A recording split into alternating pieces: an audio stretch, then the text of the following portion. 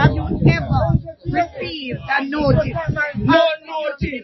No notice. Only thing has come here. They placed a stop order on the land. There are several houses not yet destroyed, and the government must invoke Section 4 of the Local Communities Improvement Act, similar to what they did at Reddings Road for these residents here, and it must be done forthwith.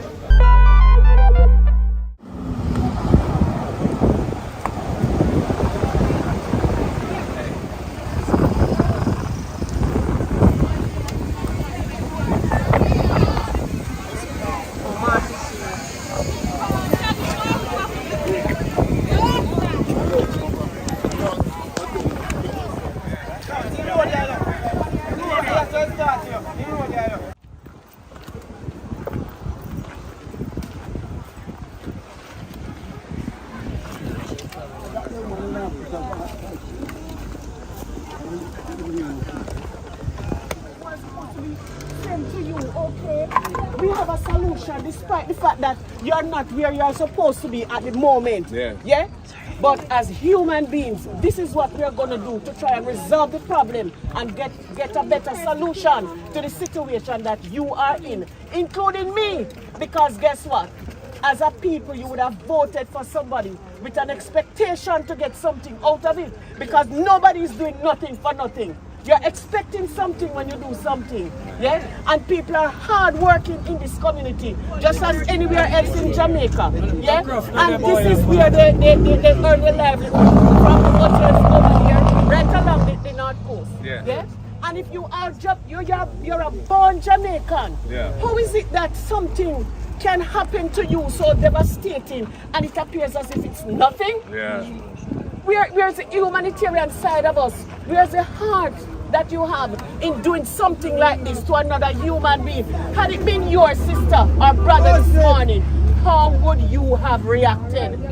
Tell me how you would have reacted in a situation like this. When I wake up and hear that my sister's house is down and she was not present, can't be present, impossible for her to be present, yeah? And to have this to be, she's not crying. Crying is too mild a word. She did bawl like a cow going to be slaughtered because she's not able to do anything for herself. So the community continues that way. On both sides. They stopped here. Yes, this is where it stopped. This is where it stopped. And have they said? Yeah, they were stopped by the Mr. Gart and Mr. Meadows. Oh, really? Yes. Yeah. They came and interviewed. Don't. I stopped them right here. Right here. And me. They told me that. So don't come here with the license. Don't do it. Mr. Meadows, right, that's how we stop. Don't tell no lie. So have they said what their intentions are? Have they said what their intentions are? I have all the documents to show you. I can show you the boundaries. Have they said they're coming back? Or they said they're coming back. They told us that they will be back. You know that there was a gazette. You know there was a gazette. Yeah, under the housing act. We tried to do all this. No, it was gazette. Gas knows all about it. He was part of the whole process at the time. There's one aspect of it that we're missing. Notwithstanding that there is private property rights, there is process and procedure. Exactly. So the government has a duty to maintain human dignity and deal with the processes, even as simple as the notice period. Exactly. Right? The particular issue that certainly needs to be addressed is the fact that there were at least 19 to 30 men who would have been detained at 3 a.m. for 13 hours. Fingerprints taken, photos taken, phones, right to privacy issues, breaches of the right to privacy, and just false imprisonment and wrongful detention. These are issues that touch and concern the government's responsibility. My name is Nadisha Jones, and I've been living here for quite a while. Right? What does that mean? Quite a while.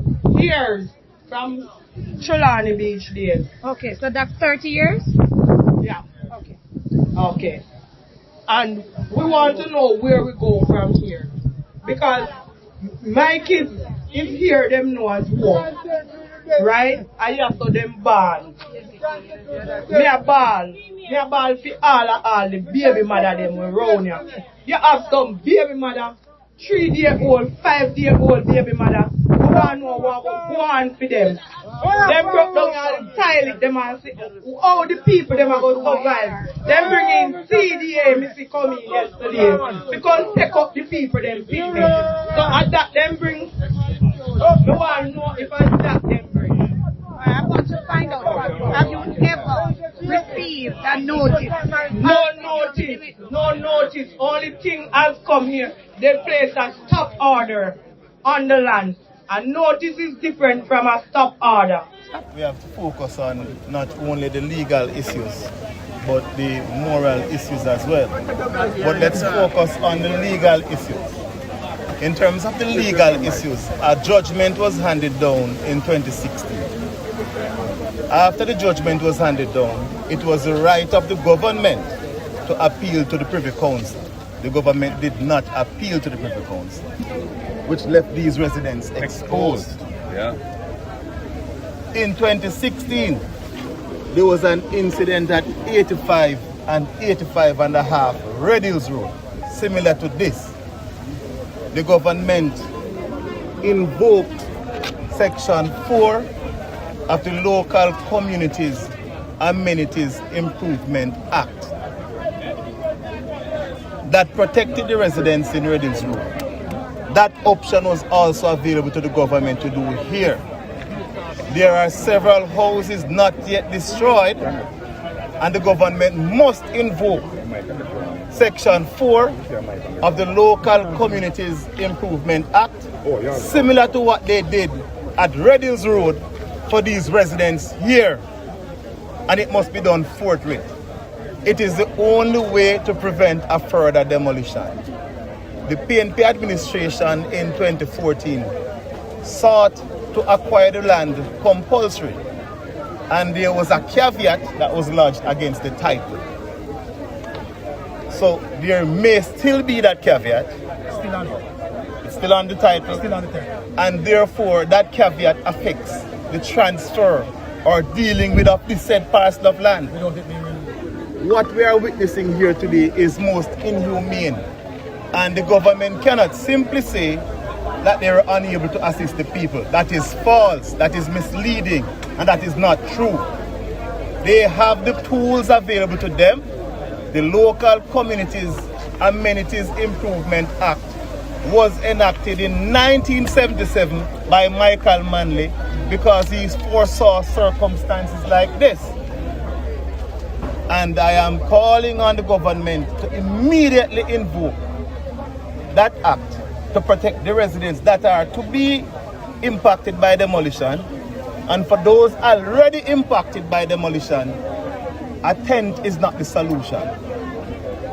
In fact, these tents appear to be the tents that were donated by the Japanese government for the people for Hurricane Melissa. Yeah, who needs it? Many of whom are still exposed to the elements.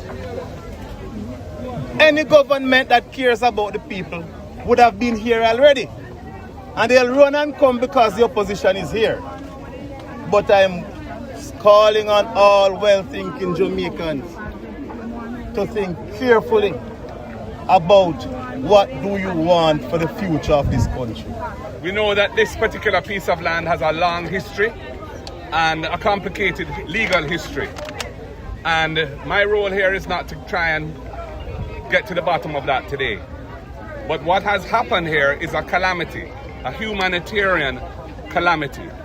And the first priority must be to restore the lives of the households who have had their homes destroyed yesterday. The government has brought some tents and provided other very interim forms of assistance, and it's a start.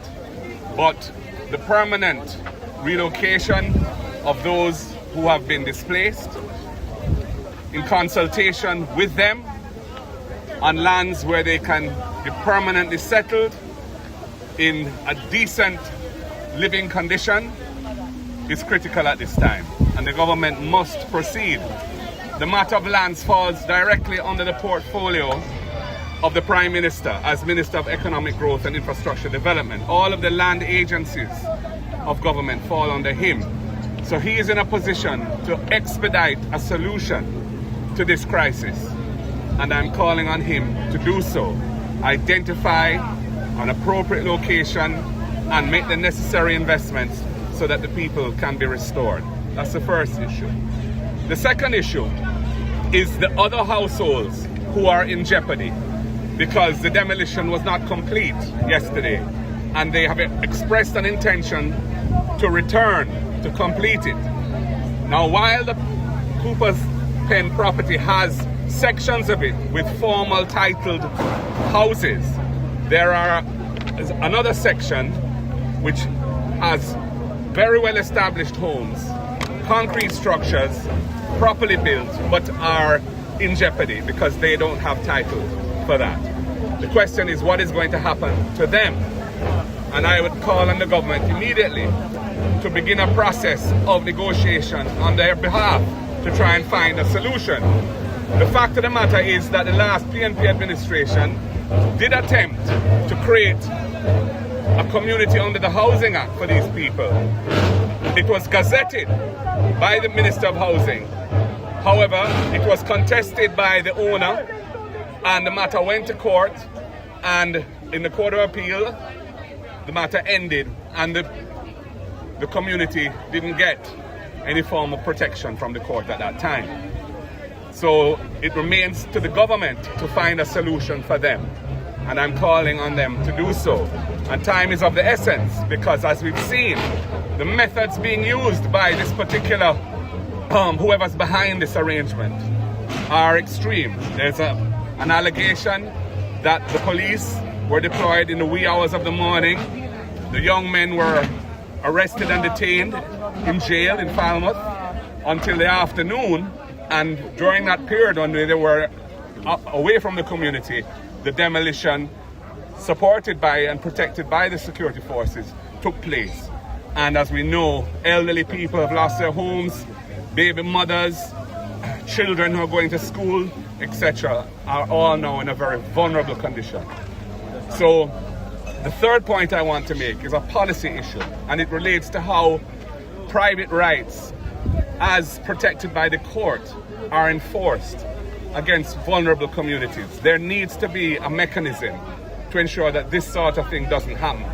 We're seeing it too often, both on public land. There was Clifton, there was an attempt in Pleasant Hill, in the Wydasvale area, in, I believe, is it Albion in St. Thomas? Homes were also demolished, and here at Cooper's Pen. So both on the public and private sector side, where you're going to be demolishing homes of people where they're vulnerable, children, elderly, women, etc. It cannot just be that the law takes its course in a totally unregulated way without taking into account and balancing the needs, the rights, constitutional and otherwise, of the citizens who are impacted.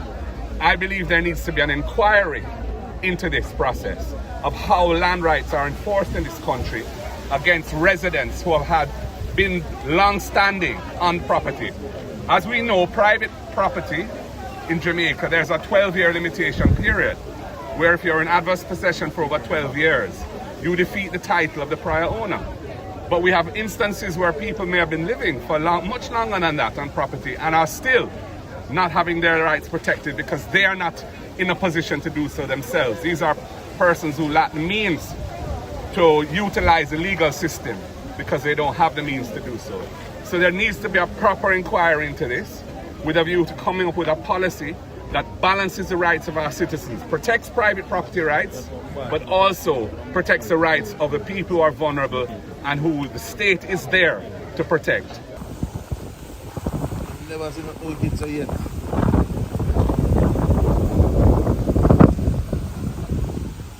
Any conduct from the state that is not demonstrably justifiable in a free and democratic society means that it breaches the Constitution, and we must respect the Constitution in such a way that I am of the view that a restoration or a replacement, a relocation exercise by the government is something that must be considered and must be done swiftly. We must understand that many of us are still suffering from the Melissa experience. To come and see my brothers and sisters be placed in tent during hurricane season is unacceptable, and I don't want that to be lost. This is not just about property rights. They are human rights, and every Jamaican, the least among us, deserves that.